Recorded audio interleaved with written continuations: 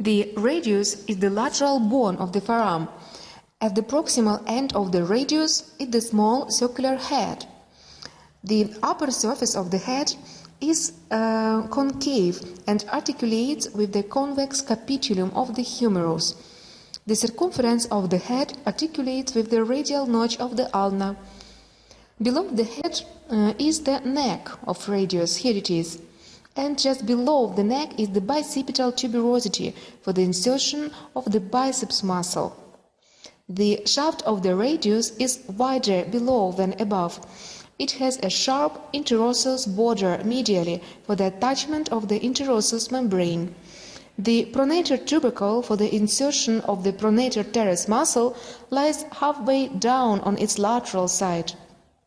At the distal end of the radius is the styloid process. This projects distally from its lateral margin.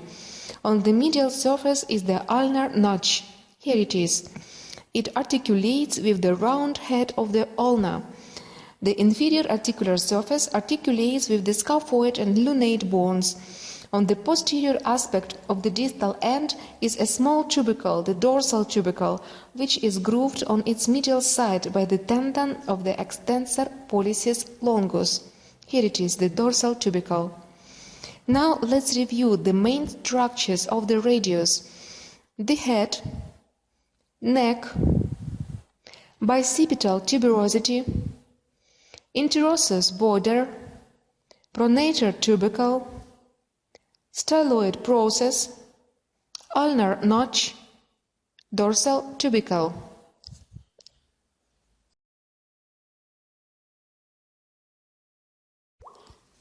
The ulna is the medial bone of the forearm.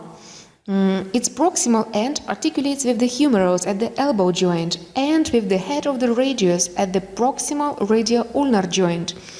Its distal end articulates with the radius at the distal radioulnar joint, but it is excluded from the wrist joint by the articular disc. The proximal end of the ulna is large and is known as the olecranon process. This forms the prominence of the elbow. It has a notch on its anterior surface, the trochlear notch, which articulates with the trochlea of the humerus.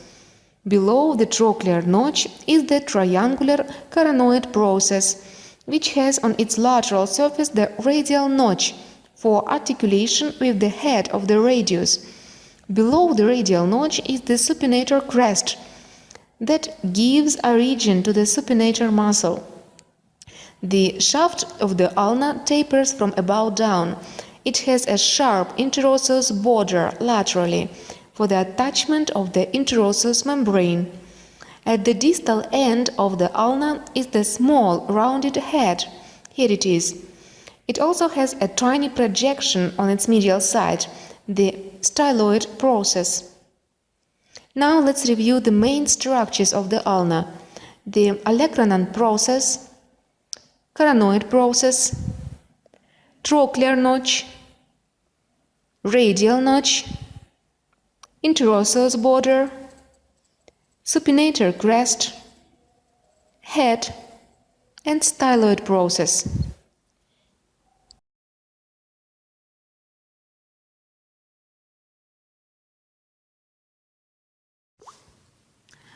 The proximal radioulnar joint forms between the circumference of the head of the radius and the annular ligament and the radial notch of the ulna.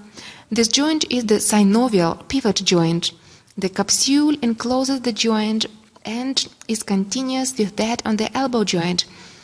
The annular ligament is attached to the anterior and posterior margins of the radial notch of the ulna and forms a ring around the head of the radius.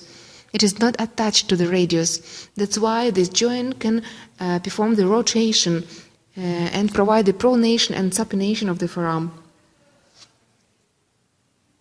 The distal radioulnar joint forms between the rounded head of the ulna and the ulnar notch of the radius. The joint is the synovial pivot joint too. The capsule encloses the joint but is deficient superiorly.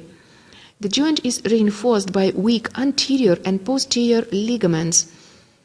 Inside of the joint we have the triangular articular disc, which is composed of fibra cartilage.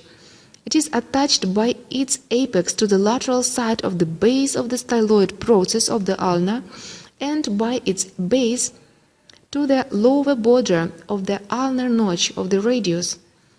It shuts off the distal radioulnar joint from the wrist and strongly unites the radius to the ulna. The movements which are possible in this joint are the pronation and supination. This is the rotation of the forearm. As you see, this joint, it works together with the proximal radioulnar joint.